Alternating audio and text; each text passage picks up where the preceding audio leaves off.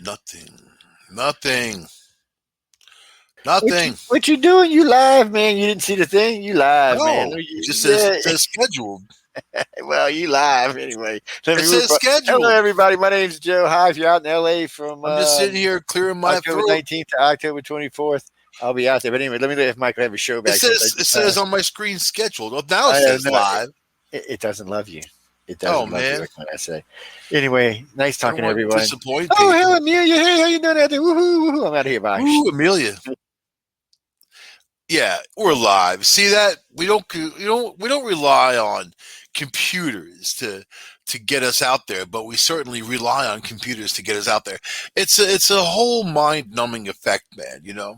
And people bad enough will drain you dry of your emotions. I deal with some people, my intelligence chip in my brain melts, and then I just kind of sit there with my mouth open looking at the floor now, and just thinking like, how do they exist? How the heck could you be that dumb or ignorant, or what the stuff that people do and say, beyond simple, complicated. So tonight on Discovery Paranormal, we're going to talk about we're going to talk about angry people, but also the people that really feel the need to reach out to you and touch you, yet they don't know you. You know what I mean? And if you approach a fire-breathing dragon, the last thing you want to do is pick up a stick and poke it in its nads. You know what I mean? And it's just kind of an irritation that's going to bring all kinds of fire and pain and teeth and claws and misery. But I crave that type of stuff because I love to punish the wicked. As a matter of fact, that is kind of my motto and my byline and, you know, my raison d'etre. You know what I mean? My code, punishing the wicked. You know why?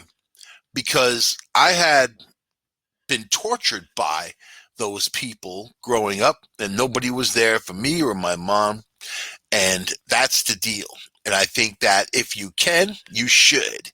If you go out there and you see something that you need to fix, hey, if it's on your path, you go to it and do it, right? And that's looking out for your fellow man. So there are some people that put just a bad taste in my mouth. I don't like liars, fakes, and Satanists, man. And I have to say it in that order because when I say Satanist, it's a very loose term. I'm not all pushing everything on Satan. It's these sleazy, slimy little people that think they are, and they're motivated by other people's misery. That's what they're motivated for. The essence of the show is the paranormal and people who get into it and why you're hunting UFOs and looking for them. Certainly out of all these encounters people have written down, talked about, and testified of UFO encounters, person to person, you know what? Doesn't sound very good. Doesn't sound like they took you up in the ship and you had a great time. Came back and then you're all A-OK. No. Sounds painful, horrifying. There's anal probing going on. There's all kinds of just really messing with you type of stuff. Like my last relationship. You know what I mean? It's almost identical, except I got away. These aliens, you really can't get away. They put a chip in you and they follow you around.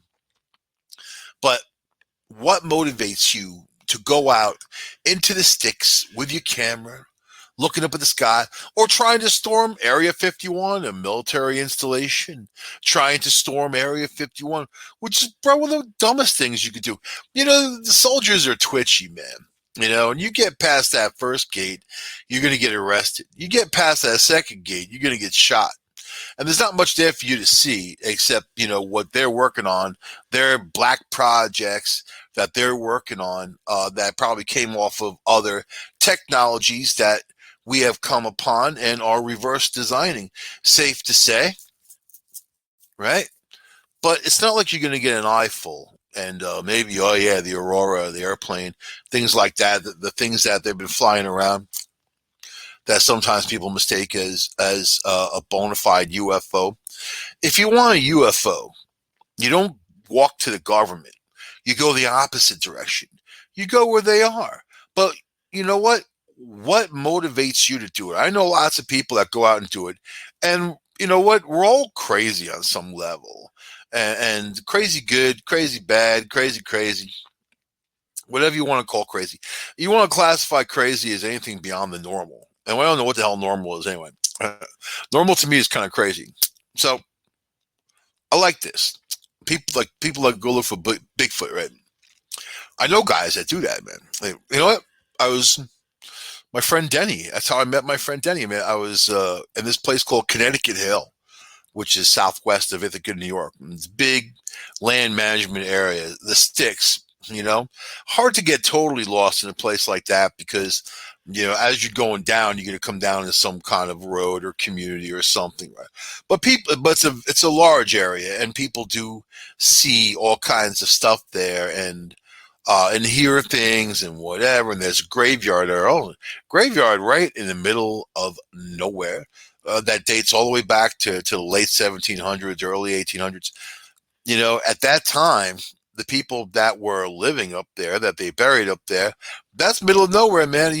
There was one trading post that was several miles away, and you get on your horse and cart and whatever and get down there. It's also the first place that gets snow. It's the last place that snow hangs out. It's not really that kind of environment, but then telltale, there's all these witches buried there, and there's a lot of stories surrounding stories. So it was Friday the 13th, several years ago. I had nothing to do that day. I didn't have to work, didn't have to do anything. So I decided, okay, a lot of times as a photographer, I like to get in my car and just kind of cruise around and take pictures of things and just on the fly, and you get some amazing images that way. So I headed up into Connecticut Hill, figured I'd go. I had a new lens, and I had a great theory of that if you use an ultraviolet lens, more stuff is going to appear, because I've gotten some great images in paranormal investigations using an ultraviolet light, and I just wanted to experiment. So I had that. I had the ultraviolet cover anyway, and I was going to go up there. I'm cruising up there, middle of nowhere, mind you, and these are seasonal roads. So if you're off season, you get stuck up there. They're not towing you out. These are muddy, dirty roads. So I have my Jeep, and you know what? I love driving on those things. So I'm cruising back, going towards this cemetery, and then there's a dude in the road with a shotgun. I'm like, okay. And if you live upstate and you like New York long enough, there's things that you get used to seeing. Dudes with shotguns, you get used to seeing that. Dudes with chainsaws, you even like just kind of whipping them out to play with them and stuff. It's stuff you get used to, I don't begrudge people their fun as long as they're not hurting anyone, right? So I see this dude, and then I stop, and he comes up to me, and he had the shotgun, slung. It wasn't like pointed at me, and he's like, "Are you a ghost hunter?" And I'm like, "Yes, I am." I was like looking at this dude. Are you like, just all the questions that you might ask someone on a dirt road in the middle of nowhere by a dude with a shotgun? Are you a ghost hunter? And I just happened to be one. So we all became friends, and we all walked through the cemetery together, asking questions, checking stuff out, whatever, And I did get I got one really cool vortex swirly light picture that was amazing. That was coming out of a grave, going all the way up into the trees. And it wasn't the sun, it wasn't any of that stuff, but it was a great image, But anyway, that's how you meet people in our business, man. You kind of get out there. But these guys were out there looking for Bigfoot. Then they tell me the story that they were there 2 years earlier, same spot. And some dude came out of the woods on the other side, like wearing a cloak, and they couldn't see his face. And then because he had a hood up, right? And he comes up, and he's like, "You are to leave here right away," and like gave him that doomsday, "Get out of here." you know. And it's not, it's there is some private land up there around the way, but most of it, 99% of it, is going to be is land managed, by New York State, and it's also part of Cornell University with a species of animals, birds. There's bears up there and all kinds of stuff and whatever, and people have seen weird stuff. There's also bogs up there with like these things, like, it's almost like quicksand, but it's faster, and you step on it, whoosh, you're going down, and sometimes these tubes go down hundreds of feet. They can go down 6 feet, they can go down 200 feet. And don't forget, this whole area was shaped by glaciers. So at one time, when the glaciers were pushing and pushing, pushing, they formed the Great Lakes, the Finger Lakes, and you have these huge gorges here. The gorges were just parts of like chunks of ice that fell off the glaciers and made those gorges happen. So because of that, you have amazing waterfalls. You have a lot of energy, plus the salt. There is a bed of salt under the ground that goes all the way down to the Carolinas. So you have the perfect a recipe for paranormal activity, for electricity, for moving things around, right? So anyway, it's so they told me this dude comes out of the woods and this says all this stuff, and then they go back another time because people who hunt ghosts and grizzlies and whatever the hell they're hunting are fearless. Fearless. You're out there. You don't care if you get mauled by something or some dude in a cloak attacks you, man, because you're trying to show other people things. You're trying to prove something, maybe even to yourself, right? It's psychological, man. So then they go back and they see this, and they had video of this, not the dude. They see this thing running through the woods super fast, not making any noise. It was large and black and smoky and cloaky. And where, I have to say, where it was running, you really can't run like that in that kind of brush and undercover and branches. And it was like the fall, so all those leaves had fallen.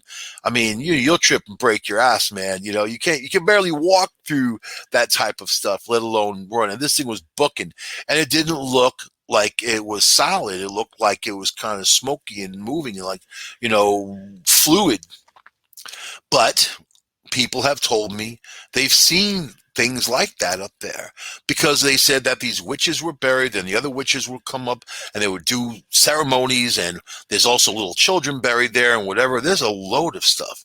I think the last grave was dug in like 1950. So if you think about the concept of the area, and this I'll tell you is not unique, because there are stories like this in many towns across the United States and around the world, which is what drives people. It's the story. And it's not a story that's trying to separate you from your money. Bigfoot, maybe. I've read awful lot about people who created the Bigfoot myth, when they made the foot out of plaster of Paris, and they went up there like in the hunting areas, and they made footprints, and it made everybody crazy, right? And then people flock to the area like people do, right? And then they buy all kinds of stuff. That's humans, That happens all the time with religion. Every time someone sees like the vision of Mother Mary or Jesus, they flock there, even if it's like a piece of toast, They flock there, and then you have all these vendors around there selling their wares because there's people there, right? It's kind of one of the ugly parts of humanity, So I know that I know a lot of people that have been up there. Granted, they're up there partying, drinking, smoking, whatever the hell they were doing, and then they see stuff or whatever, hear stuff. That's fine. Yeah, there's bears, man. My friend Pete and I were doing an investigation just on the other side of that hill, past the highway. Like there's another area to it, which is also in the middle of nowhere. And there was this old hunting cabin from like the late 1700s that was abandoned, the windows smashed out and whatever. And Pete goes up there, takes a few pictures, and he gets people looking out of the windows, man. Not just one or two, there was three. There was like a young boy, there was a girl, and then there was a dude. So I'm like, all right, we got to go back there. And then, even cooler, he knows his hunters, this guy and his son who were in that area. And then the hunter was, they were walking out of the woods going past his cabin. The father got frozen solid. Something grabbed him, something like got him. They couldn't even talk. He moved aside. His son thought he was having a stroke or something, man. And then someone went to grab him, like, hey, let me help you to the truck. The guy couldn't move, and he couldn't move him. And then all of a sudden, he was let go. And then they got the hell out of there. And the father said that was something he never had felt before, that kind of feeling, right? So it makes you wonder, like, okay, look at these things. So then Peter and I went up there. What we do in a situation like that, we like putting hunting cams around for a few days, maybe even a week or two, on different trees or whatever, pointing at the building or inside, up high, just something that will constantly be running. I love hunting cameras. I'm not a hunter, man, but I love hunting cameras because they have this, you got to buy a good one. They have to have a good PIR sensor, which is the sensor that gets triggered if there's motion around. And you want a PIR sensor that is way less than 1 second trigger time. So you want to be able to take a whole row of pictures in less than a second, preferably a quarter of a second or half a second. As soon as it gets that motion, a quarter of a second later, it starts laying down pictures. And then, if you want to time them out, you can time them out. You can do all kinds of stuff. You can record video, time-lapse video with them. They're pretty versatile, and they're not very expensive. So when people are like, getting into like paranormal investigation, I always tell them hunting cameras are what we rely on, So anyway, that's what we did. We put just a couple of hunting cameras around, and then Pete did it. I don't do any of that stuff. So he's more the technical. He's going to go out there and do it. So, and he enjoys placing cameras. So I never mess with his cameras. But we put them around, and then like about a week and a half later, he sends me a couple pictures of like this weird light that kind of came from nowhere, and it was not even a light. It was like a fog floating around in a tree by the upper window. And it didn't have any reason to be there. There was nothing. It wasn't kind of even the weather for fog or nothing like that. It was only the one blob of it anyway. So, and then he had captured that a couple of other times with a picture. So, and in one picture there was a bear. A freaking bear came around, was like nosing around by a tree, and then there was a bear again going the other direction. And there's bears around. So that's why also, you get into the sticks, man. You got to protect yourself. I mean, you don't want an altercation with some bear or whatever. I know some people that really go into abandoned places, and you never know what you're going to find in there. You can find people in there. You can find giant rats, especially if it's New York City. It's a giant raccoon or lizard man coming at you, or alligator, whatever, man. I'm from the city. You know what? I'm from the city, and my friend Bobby, his dad was he ran a backhoe. So like they excavated, they did all these dredging operations and whatever. And one time they drained Prospect Park in Brooklyn. And then as they were draining the water, they saw all these dead bodies like floating in the water, like the bobbleheads of these dead bodies from years and years and years of people like mob or whatever, whoever was giving them cement shoes and dumping them in the lake. And also they opened up a sewer line, and a white alligator came out. And they say that, people bringing back his babies from Florida, kids or whatever, then they flush them down the toilet, and then they end up in the sewer. This is actual real thing that happens, not some like city myth, But you also got to watch out for the chuds, man. You know what I mean? Those human creatures, underdweller.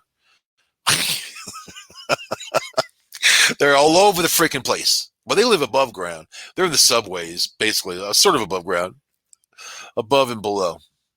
So it makes you wonder about everything. And when you hear these legends and you hear the stories, and then the people who hear the stories go out looking for these things specifically, it doesn't matter if someone's partying. It matters that it happened. And I mean, you can party hard and not hallucinate or imagine things. If you have some wine coolers laughing with some friends, you're not going to be there hallucinating, But unless you're taking hallucinogenics or something. That's a whole. I don't listen to those people as much. You know, I like to think I'm ready to believe you. You know, if you have a story, like the Ghostbusters, like we're ready to believe you. But yeah, we went back into that situation. Let me tell you, man. You know, we use these lights that get triggered by PIR sensors and face them the opposite direction. They don't go on by themselves. These are high tech gadgets, man. This isn't some dollar store junk either. You know, and then they will go on. They will go on, and they'll go on if we ask people to walk. You know, spirits to walk in front of there, whatever they got to do. But we came out of that investigation with a lot of pictures, and you know, just very interesting stuff. And also, Pete fell through the floor, which was not good, man. So you got to be like really uber careful walking through old buildings that are just in decay. Plus, you never know what's going to fall on top of you, man.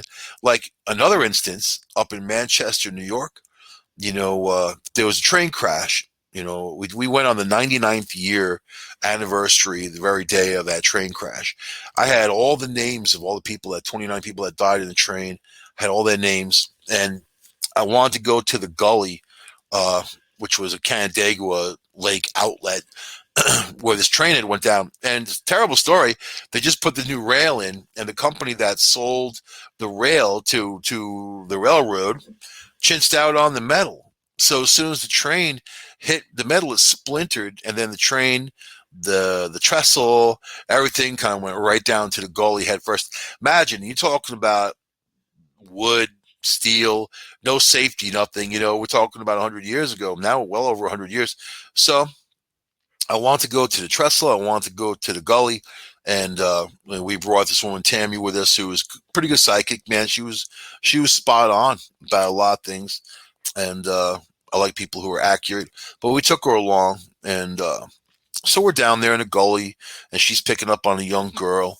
And then my intention was to go over by. There was a store that was now a deli, but before it was a furniture store, and that's where they stored the dead bodies. You know, I know about people getting their Reuben in that deli, thinking there was 29 dead bodies laying there in the basement for like a couple of days too. You know, they had to like pack them with ice until they can get enough people in to. And you know, think about it, back in the day, they didn't have so many coroners. You know, they didn't have so many funeral type of people that will come and do what needs to be done, right?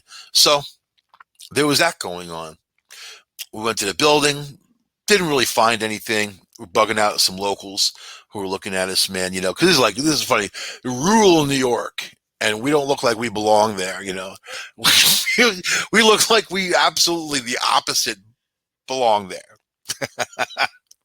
Rural New York. So, but then I wanted to go to the Roundhouse, which is this area where they used to turn the trains. This train stopped there, and people got off. They used the services. So I'm like, bing!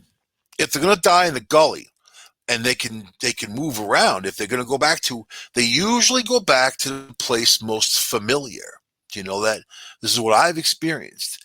They go back to the place most familiar, or sometimes they go into a place closest to them and they're confused. They don't even know what they're doing, right?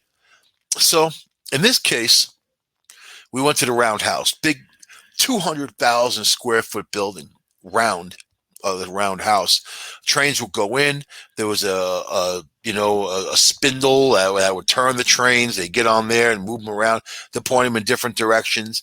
And there was also the area that was, basically where the trains would pull through and people would get off. So anyway, this is where the story came from. It was a guy that hit me up online, and he said they were partying, drinking beers, whatever, and a chain came flying at them from the middle of nowhere, and it hit the guy in his neck and his back, like his big chain, and it bugged them all out. And he said it wasn't even the fact that he got hit by a chain; it was the fact that the feeling. Which I always ask people, how do they feel? I'm like the Dr. Phil of the paranormal world, man. How does it make you feel? Because that's going to be more telling than the experience. If you see that shadow figure, if it's a person, you're going to have a way different feeling than if it's not, and because your soul, your essence is absorbing that. It knows what's going on more than you do, you know. So you're going to feel bugged out, or something's not right, or something is different, or I mean, there's all kinds of emotions you can feel around these things. So this is why we actually decided to go do it. And then I researched it and found out about the train and all that, and the rail, and the whole bit. So plus I had all the names of the people. So my intention was to go into the roundhouse, do the investigation, go to a common area and call out the names of the dead, right? Just to see what was going on. So another thing, I mean, this building had these ceramic tiles all the way up in the ceiling, and huge ceiling heights. A lot of them had fallen and hit the ground, and these were heavy things. So, it's important to wear like hard hats in these places. It's important to protect yourself, because you never know what the hell is going to happen, as you're going through there. So we went through there, and I was drawn to a certain area. We all ended up in this one place, shut all the lights off. Just the three of us standing around close together. And I was calling out to the victims of the train crash, and kind of saying, it was because of a rail that had broken, kind of giving them closure on why it happened. Because, when sudden death happens, you have to think in those circumstances, they don't know. And there's no way of them finding out unless someone tells them. That sounds silly. It's really how it goes. That a lot of times when people go into to clean a building, it's that closure that cleans it out. What I've experienced so far anyway. But at one point, I was being interviewed not long ago about Discovery Paranormal and the shows that we have done. And of course, you can see them on youtube.com/Discovery Paranormal. But that was one of the incidents that I felt most spookiest. Not afraid, but spooky, where something's going around. At one point, and there was a little girl that called out to her mommy. She's like, "Mommy," and we all had heard it with our ears, and then we definitely had recorded it, and I have that recording, that EVP, Class A, right there, EVP, "Mommy," just like that, and we were like, "Whoa!" At one point, and we had gotten to the point where the light was off for quite a while, and we were still kind of milling around. And, there was outside lights here and there, so you can kind of see, but not as well. But as you light, your eyes get used to the light. It is what it is. At one point, we're standing there, and I was talking to the majority. And so Tammy picked up about a dozen people that were around us, and she said they're physically surrounding us right now. And not only could you feel that, you can hear them shuffling in the dirt. The whole floor was like crud and dirt and whatever. You could, and all of those tiles too. You can hear them. And that was like just such a weird, amazing experience, how it draws you in. And Tammy, was doing her best to cross people over. That's why we brought her, was to kind of finish the deal, right? So when you engage in these things, it's what does your heart say when you get involved with one, spirits that basically you don't know. I mean, you want to help them. The people that I know want to help them. It's not like hunting for UFOs, right? That's more of a thirst for knowledge and technology, and knowing that there's other species out there, and different levels of life, which of course we can look on this planet and see lots of different levels of life, from bacteria all the way up to elephants and whatever, whales. You see it all. So no reason to believe that doesn't exist elsewhere in the universe and at different levels. But anyway, for the ghost hunter, I know people that had gotten into it because they wanted to walk around and act like jerks, and they thought they were doing something cool and they had nothing else to do or whatever the hell. That's not why you get into it.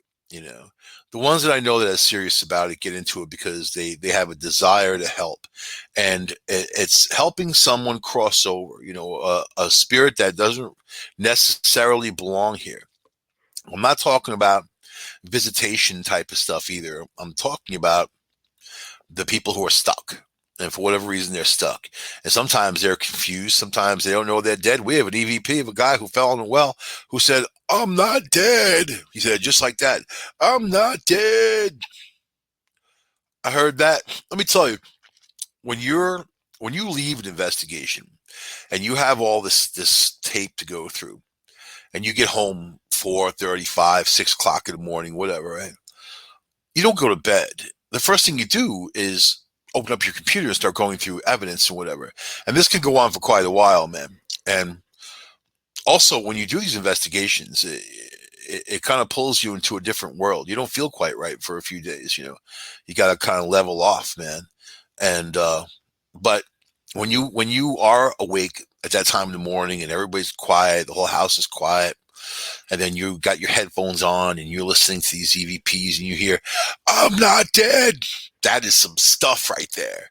That is some stuff. And you know that you didn't say it, and you know the person you were with didn't say it, and there was nobody else around, you know. And we have so many that are amazing, just beyond that. So it shows you that they're there. It shows you that they're in, and it's not temporal bleed through like some people would say.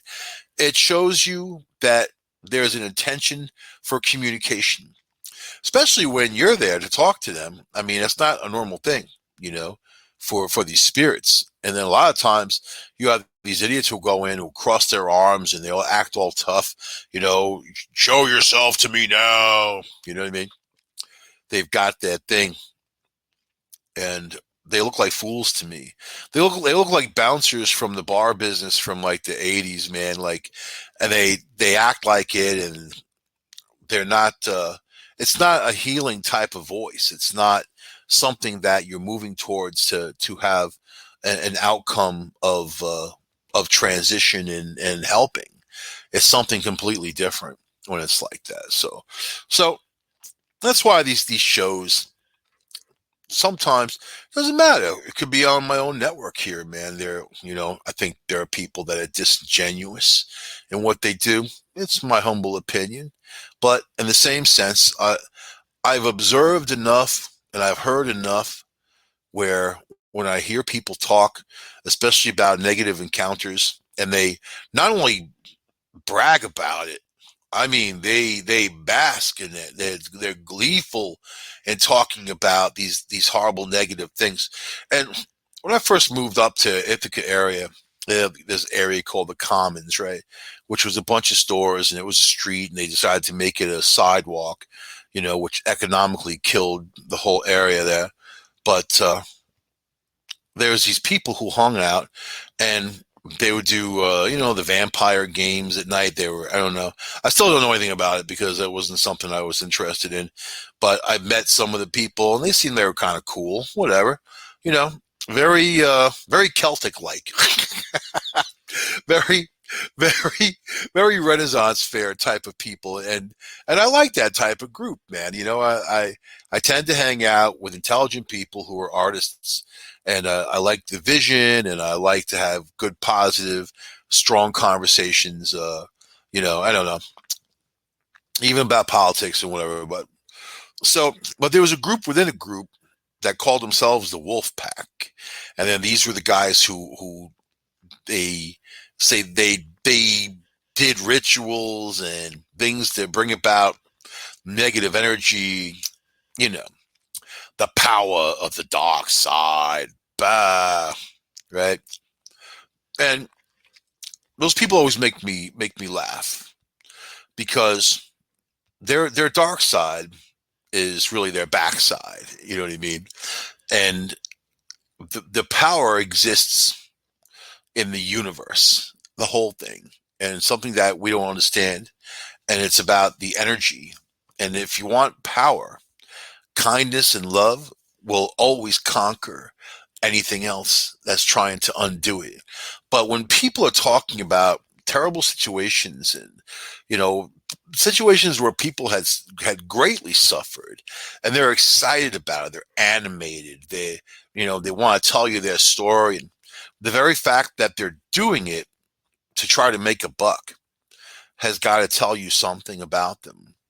Then, of course, if you converse with them, you realize they're not very intelligent. The way they don't use proper English, certainly, where like the people that don't know they're there and there, you know what I mean? Like they're the ones who kind of, you got to roll your eyes, and you automatically know you can't learn anything from them. You automatically know that there's not something you can learn from them.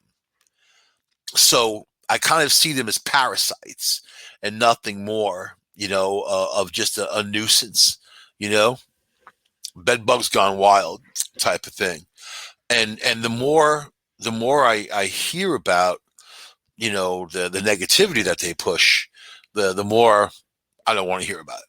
You know what I mean? So, and we have a duty to ourselves and to each other to bring healing into this world and try to get away from the people that would do us harm or do other people harm or be gleeful while other people suffer or have suffered. You know what? The area I'm in right now, there was Sullivan's March. George Washington told General Sullivan to go up and decimate the Indian population. Native Americans, men, women, children, different tribes, all along the Finger Lakes, right? Along the shores of the lake. So here comes these troops. For years and years this went on. And then they basically scoured the lakes and they killed every Indian that they saw. Babies, it didn't matter. You think that kind of energy goes away? Maybe one day, but not so soon. And don't you think that that type of energy needs to be healed? That there needs to be, you bring about some kind of healing, and that comes with self-respect and respect of others. So when I hear these people talk, we'll call them Satanists, and it's kind of a funny word. I gotta stop saying that. We'll just call them trash, man. When I hear them talk, I just get drawn into the fact that they don't have respect for themselves. They weren't brought up right. There was stuff happened to them that went beyond and they of normal, where they couldn't process it in their brains, and this is what they become. And these, there are people I know that are over 50, man. I mean, they're already, there's no learning new things at that point. There isn't. I kind of feel like whatever you are is what you are. And it's hard to get away from that. It's your core personality. So if someone's a liar, cheater, thief, they're going to be one tomorrow too. And the next week and the next month and the next year, they're going to be the same way. The people that have problems, like I'm talking about, we all got problems, right? There are people with nonstop problems, and we all know those people. And they're always asking for something or help or whatever, but nonstop. Even in the paranormal world, the people who invite in negativity because that's alluring to them for whatever reason, and then they end up biting off more than they can chew. And those very same people start screaming for help because they can't sleep at night because there's things walking up and down the halls and there's clawing at them through their beds and whatever with giant teeth and yeah. And I listen to those stories. Sometimes I think this person's nuts. This person's crazy. Or are they? Because that same person that was telling me those stories got the best evidence ever from his apartment of his aunt that had passed away, and there she was, a full body apparition, and she came around because she said she didn't like what he was doing. Didn't like his lifestyle. Good. Judged from beyond. So, but there are people out there that would abuse everything and anything, and they have no problem doing it. And if you call them out on it, they start going crazy. And I love that. I can't tell you how much I love that. You ever see a cat play with a mouse until they kill it? It's a terrible thing to watch, but it's a nature thing. You know what I mean? and that cat's really enjoying itself. In fact, it's having such a good time. It's probably saying, "How can I prolong this? How can I keep this thing from not moving anymore, so I can have more fun watching it squirm?" Yeah, sometimes that's me. I'm not going to say it's not.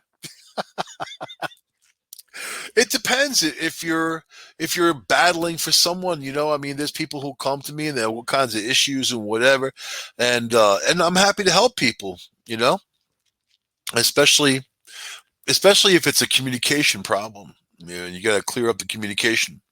So we help the people on our path.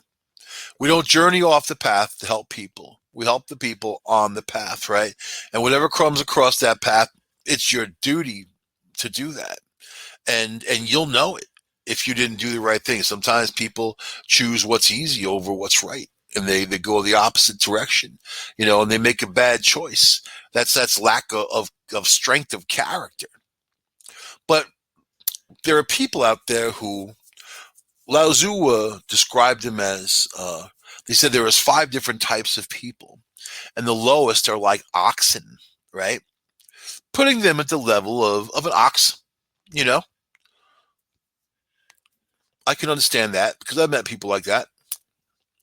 It just is what it is. It doesn't mean they can't be good people, though. So it really comes down to good over not good.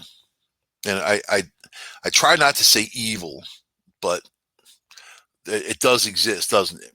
And there are people that they exist because there are people out there that do evil things, or they want to use you and abuse you, and they take your life force, try to keep you down.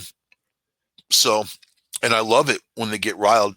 I used to say, you know, as a comedian, I used to say I can piss anybody off in less than 20 seconds.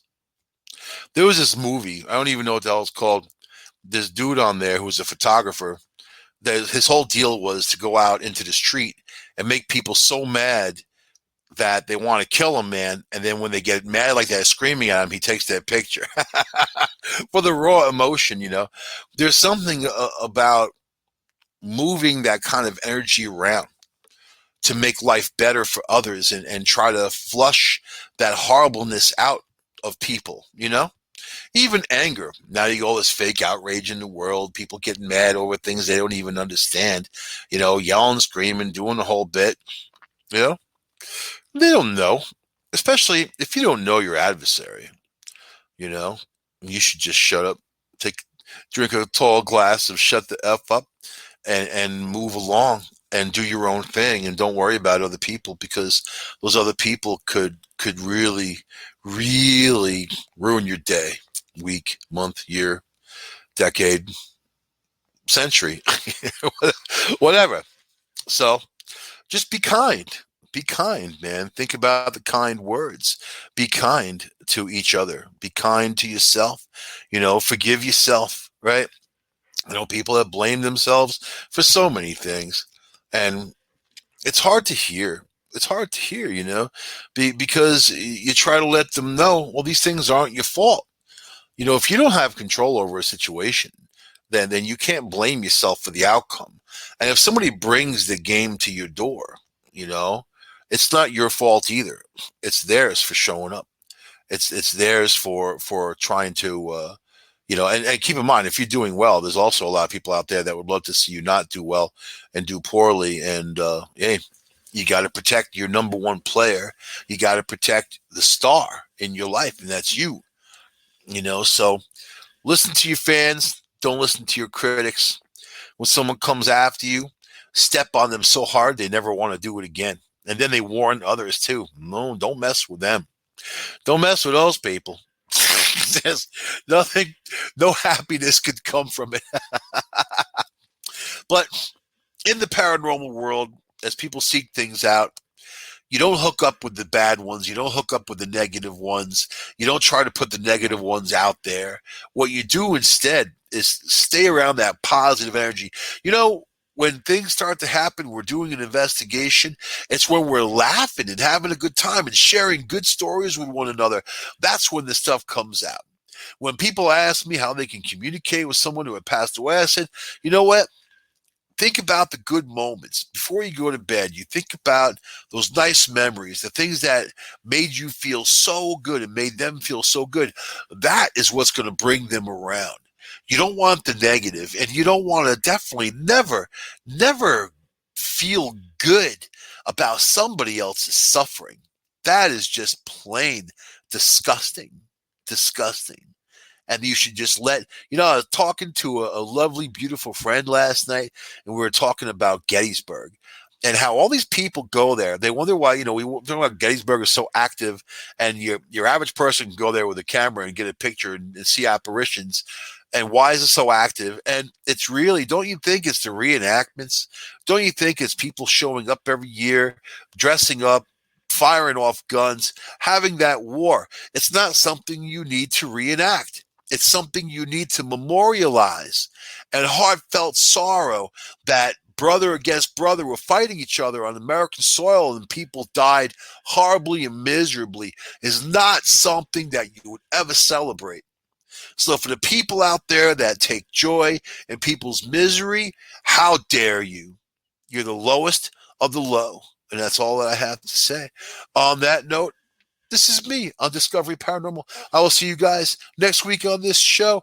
Oh, be kind, be kind, be kind. The Buddha says, cast your ego out, check it at the door.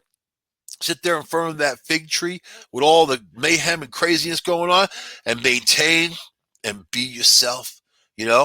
Who can be calm in the chaos? Or Lao Tzu would say, be the tree with deep roots in the flood. I'll see you guys next week on this show on United Public Radio Network. Bye.